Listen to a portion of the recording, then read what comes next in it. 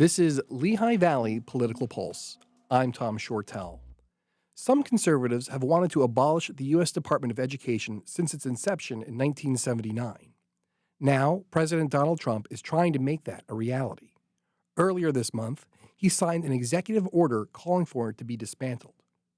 I'm joined this week by political scientist Chris Borick to talk about the department, its standing in American politics, and its future.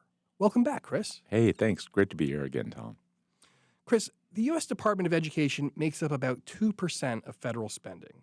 Before the Trump administration began slashing the workforce, it employed about 4,200 people. That's a little less than the combined size of Lehigh and Northampton County governments. Why has this relatively small department been targeted for elimination? It's interesting to go back to its origins, Tom. In 1979, the Carter administration thought it was a national priority, economically, socially, for the federal government to have a role.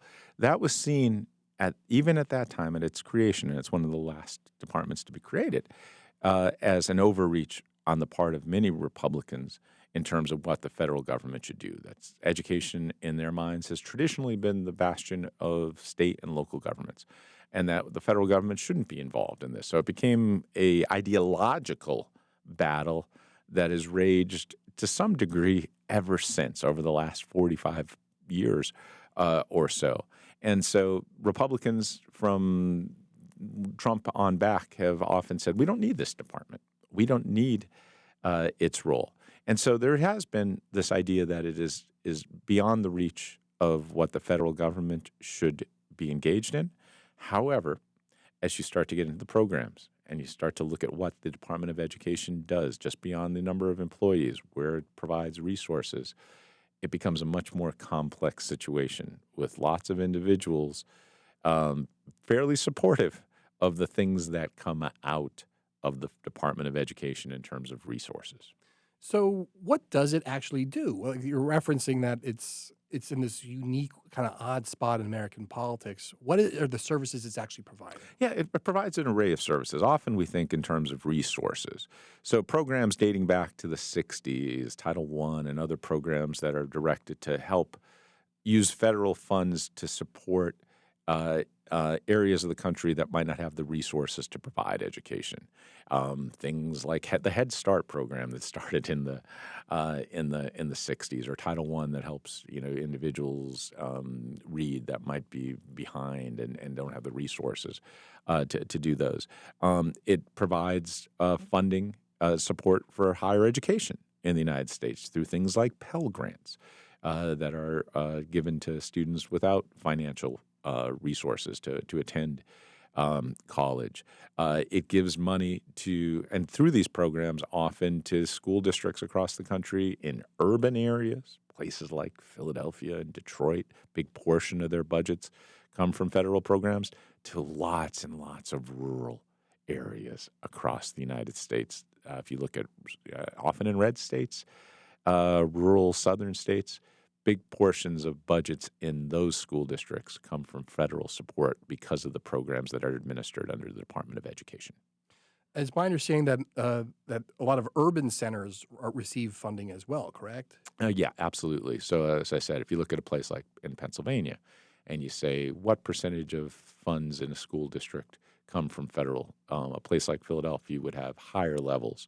Again, because of the nature of the students that are being taught there, because federal programs that come through the Department of Education are often means tested. If percent of students living in poverty within a district, of course, would increase the amount of federal money that goes to that district. And again, there are a lot of urban districts that are very poor. There are also a lot of rural districts in the United States that are very poor. And lastly, I'm also under the understanding that there is a lot of civil rights oversights that take place at that level to make sure that minorities, people with special needs, are receiving the educations that they're entitled to. That's a great point, Tom. The department has been a key player in making sure that inequities, civil rights violations, where perhaps a district based on race or some other criteria is not being funded in the correct way through a state, or not being provided equal access to programs and to ability to allow students to engage in the process of education. The Department of Education has intervened. It does investigations. It will bring suit through its legal divisions against school districts and states that might not be providing what they have decided is provided for under the civil rights legislation. If the department disappears, how much would local school districts feel its absence? It depends on the school districts, right? I mean, and it also depends where the programs go. As I can see, as the discussions have really taken on what's going to happen if the Department of Education were to go away, which by no means is a done deal, right? This is an act created by an act of Congress, and so it's hard to necessarily kill it as an entity. You can undermine it and say we're taking away all its programs and moving them other places or killing certain programs. But one thing would be if you're just moving programs. Let's take it's like I've heard the president say, well, we're not going to affect Pell Grants or we're not going to affect funding for these programs or Head Start or anything. We'll just move it to someplace else. Well, perhaps the impacts of moving it to another agency, another department, wouldn't be all that, felt by some school districts. There might be some transitional problems there and administrative problems that we often overlook because it's hard, right? It's hard to move an agency and do all the administration for it. But I think where it's going to be most felt, right, would be in terms of any changes in funding and the mechanisms, the formulas, and the federal engagement in trying to provide funding to a lot of these programs. If that's cut as part of the broader undermining of the Department of Education, that's when school districts will feel it. And again, it depends on the school district. If you look at some school districts, they may get a sliver. All school districts get something. Some might get a fairly small percentage. Others get a really large percentage from the federal government.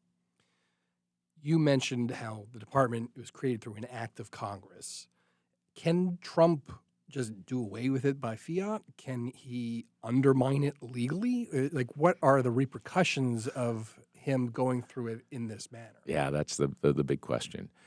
I don't think, as you look at it, the creation of a department, a federal cabinet level office, that the president can unilaterally end that cabinet. I think, the courts, of course, get to decide that, but it seems at least fairly clear from my perspective that he does not have the ability to abolish the Department of Education. He can functionally, however, find ways to very deeply undermine its presence, its staff. Presidents have done that to a degree to ever, right? You can't change the law. Congress changes the law. How you administer it, how you use funds, where you use funds are often under significant discretion of the executive, the president. And so he can use all those things and has already, I think, to de facto defang the agency, the department. You could do a lot of damage without necessarily killing it. That's an interesting point you make because, yes, executives, presidents have been kind of putting their own twist on things for as long as they could. But usually it's to empower the federal government, to empower the office of the president. Here he is actively pushing resources out of the federal level. How often does that happen? Well, we've seen it historically. Go back to the Reagan years, right? And it's easier said than done. So if you're conservative and you say, let's move things back to the states that have been moved to the federal government, it's not easy. It's not, you're taking power away from the federal government, and that's never an easy thing once set up. And conservatives have, I think, over the time that they've been in office in the presidency, encountered those challenges. So it's not that easy. I think Trump's style and his aggressiveness in this is different than we've seen, perhaps, comparison to the Reagan years, and his ability or willingness to maybe take actions that are questionable and will end up in the courts in a way that other administrations have not, maybe the Bush administrations or the Reagan administration. He clearly, if you look at the actions and the policies that he's put in place already with the Department of Education, they go far beyond any efforts through Reagan or both Bush presidencies to do, or the first Trump presidency for that matter, in trying to really take away the power of this department. We've discussed how there's been a segment of Republicans that have had this philosophical opposition to the department for forever. How about the general public? How popular is the Department of Education with your typical American? Yeah, I've seen some polling about different departments and where they stand. And you have some that are really well beloved agencies, departments, the National Park Service or something like that, are really off the chart. And then there's differing degrees. And the Department of Education has never been particularly popular compared to some of the other ones. It's not that Americans overwhelmingly dislike it. What I would argue, obviously, is if you start as a pollster, you could give like, oh, what do you think about this entity? And then you look at what it does, and then you ask those things specifically. Hey, do you think the federal government should have a role in providing resources to help poor school districts? Yeah, people like that. Should they help poor Americans get a college degree? Yes, I like that. Should they act to investigate violations of civil rights for students? Yeah, I think that's right. So it's the difference between how we might view entities and what they do is always really striking as a pollster. And I think with education policy, we see that play out. Unique branding issue, I guess, potentially. Has it always been that way? Has it grown? We've talked about how in the past how a lot of times Americans kind of follow the opinion of a leader or someone who's in a position of authority.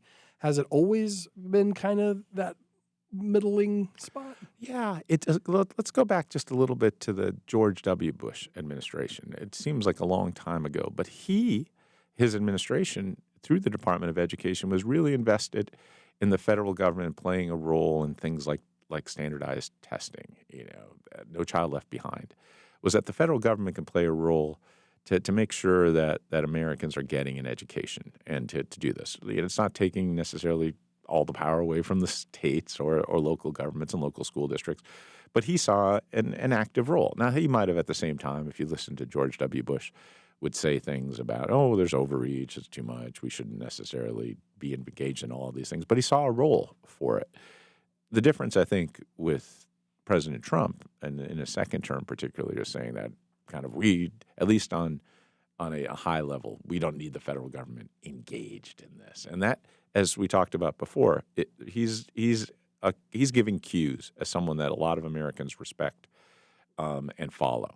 And if he's giving those cues, I can imagine, and I haven't seen all the polling on this, that it's probably driving, especially among Republicans, views of the Department of Education even more negative than they have been in the past. Pennsylvania, in the last few years, has been pumping money into its education system. Is it clear how well it could stomach the loss of the U.S. Department of Education? Because, I mean, as they're pushing in all these resources, is it like we're not necessarily sure what the fallout's going to be at this point? Yeah, and that's really important to think about. As you mentioned, the Shapiro, including this year's budget, under Governor Shapiro, under Governor Wolf, education has been a major priority in terms of state spending and looking almost every budget cycle to try and increase that. Some of it's because of their priorities, some of it's court-ordered equalization aspects. There's a lot of factors that are driving that. But imagine this, I mean, in the most simple form, and we're not sure how this is all going to work out with the federal changes in education policy, but let's say you take some of those funds that are directed from the federal government to state school districts in Pennsylvania, you got a new gap that you got to fill.